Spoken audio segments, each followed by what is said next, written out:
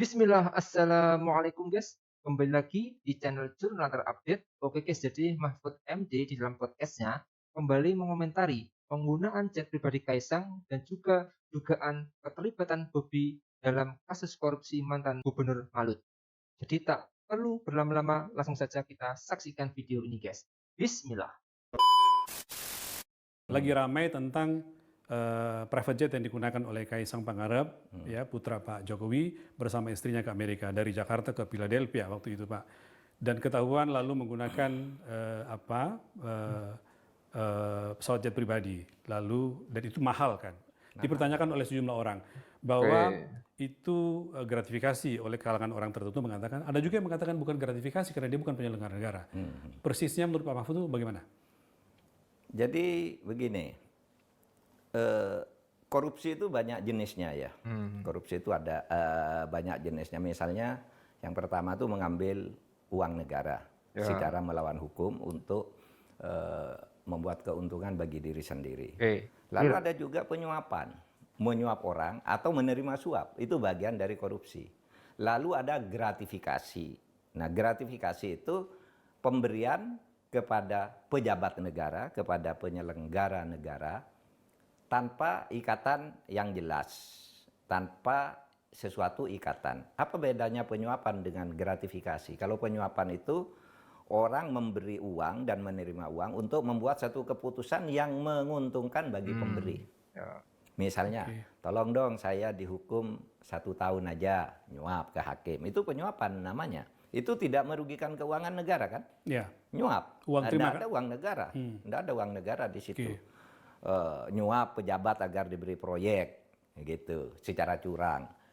Kalau gratifikasi itu enggak, tetapi diberikan kepada pejabat tanpa ikatan berupa, misalnya diskon, tiket pesawat, disebut loh di undang-undang, tiket. ada. Iya, tiket, biaya hotel dan diskon dan macam-macam gitu, diskon dalam. Jadi tidak hanya barang tapi juga jasa. Iya, Gitu ya.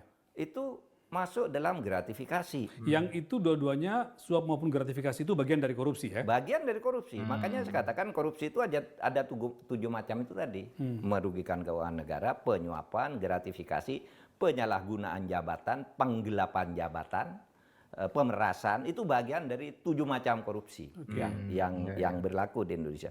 Dan gratifikasi itu memang hanya untuk pejabat, Penyelenggara negara. penyelenggara negara. Ya.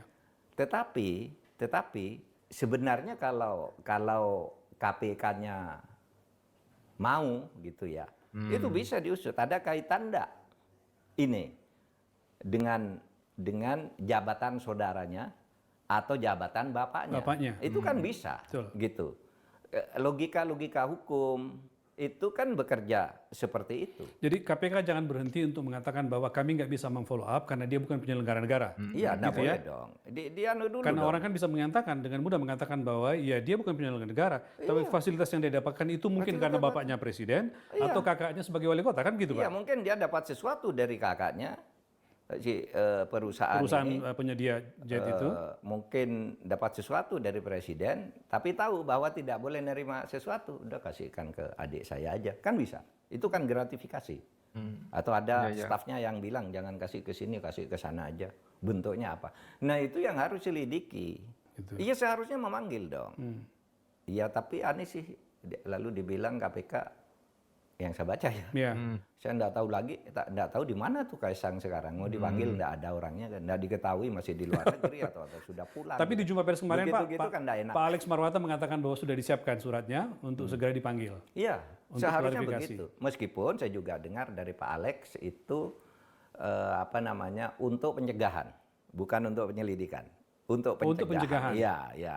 Apa artinya Pak? Kalau hanya untuk Ya artinya belum kedugaan tindak pidana gratifikasi. Ya, ini apa kayak apa, tapi bisa saja nanti ditemukan. Saya lihat memang KPK masih gamang juga ya. Iya. Yang bicara sekarang tinggal Pak Alek, yang lain bersembunyi semua tuh. Pak Alek itu agak terus terang terbuka ya. Nah, sedangkan juru bicaranya juga melipir gitu. Kami tidak berhak memeriksa lah, tidak bisa apalah gitu. harusnya ditegaskan kami panggil, kan boleh KPK itu memanggil. Kaitannya dengan modus kan Pak, karena semakin ke sini modus orang memberikan suap atau gratifikasi memang bukan langsung ke orangnya kan, tapi kepada orang lain kan, kepada istrinya, kepada anaknya, atau bahkan kepada tukang kebunnya segala macam kan ada Pak. Iya, makanya banyak sekali sebuah perusahaan dibentuk di mana di rootnya tuh sopirnya seorang pejabat, iya kan? Nah itu sudah pencucian uang, lain lagi itu. Ya, gratifikasi dalam bentuk pencucian uang itu udah banyak, seperti misalnya yang terjadi di kasus Alun, ya kan? Itu kan banyak gratifikasinya yang di ini. Rafael Alun, betul. Rafael Alun misalnya, pada waktu itu yang disangkakan dan kemudian didakwakan, gitu kan? Nah itu semua yang harus kita tata, gitu ya.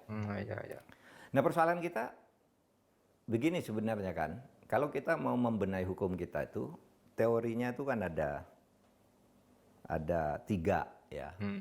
Friedman itu mengatakan kalau Anda memperbaiki satu hukum di sebuah negara agar baik itu ada 3 hal. 1, aturan hukumnya. Yang kedua, struktur penegak hukumnya. Penegak hukumnya atau legal structure dan budaya hukumnya. Nah di tempat kita ini yang nampaknya masih banyak kendala, ada psikopolitiknya, ada psikohierarkisnya, itu di struktur. Sehingga semua aparat penegak hukum itu kalau sudah menyangkut penguasa dan keluarganya lalu melipir-melipir gitu, cari alasan ini, cari alasan itu gitu. Nah, itu struktur hukum ya? Iya, itu struktur hukumnya itu. Ya struktur bisa berarti struktur organisasinya bisa pejabatnya gitu ya. Kelembagaan dan pejabat. Tapi kita di tingkat pejabat, aparat penegak hukum. Ya.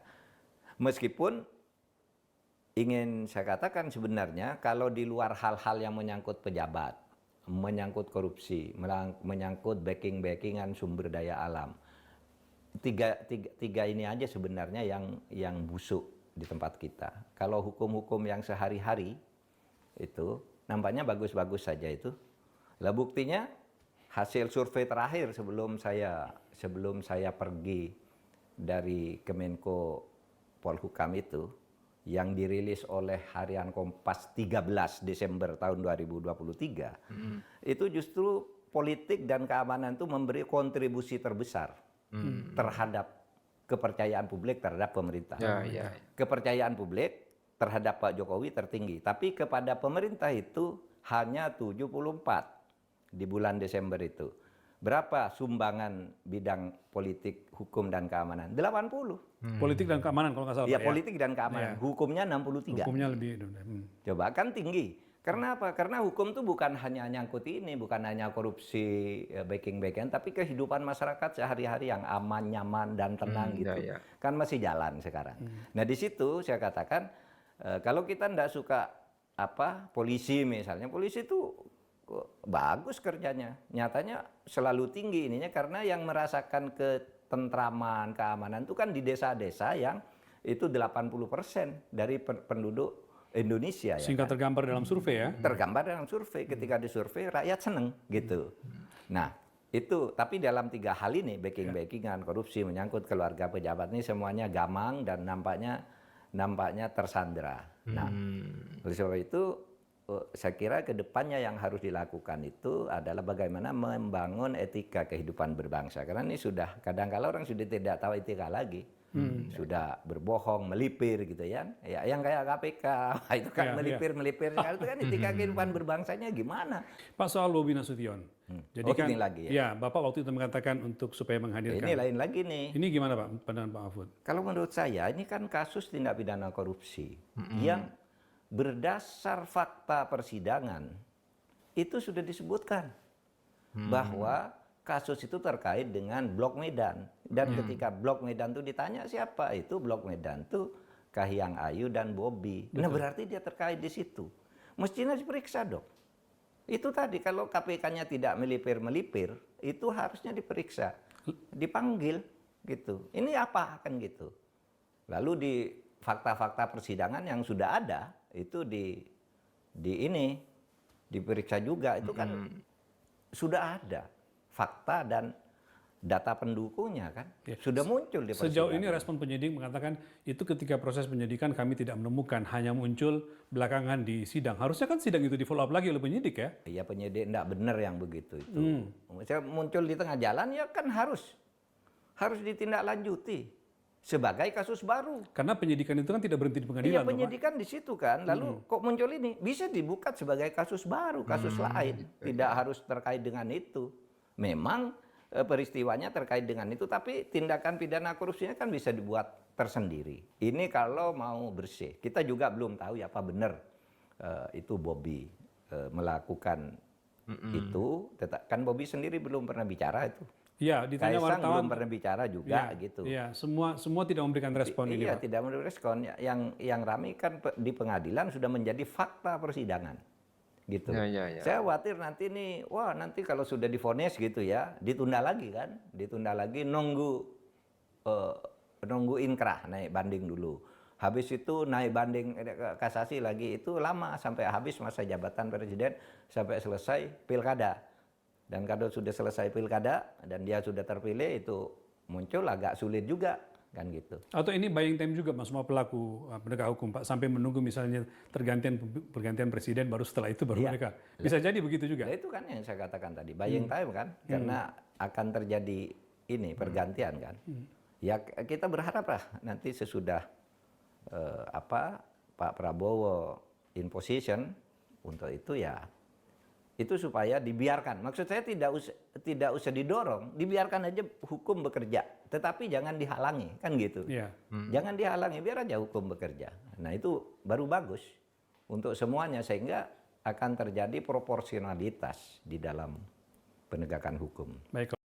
Oke guys, jadi melalui podcast di channel YouTube pribadi, Mahfud MD mendesak agar KPK segera memanggil dan memeriksa Kaisang serta pihak-pihak lain yang terkait.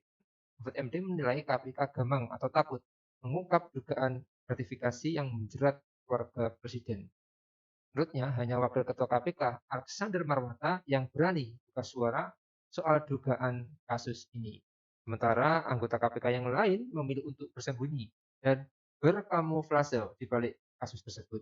Bahkan Mahfud MD tadi juga menduga kasus tersebut akan diulur-ulur hingga hilang oleh waktu sampai pergantian jabatan presiden pada Oktober 2024 mendatang.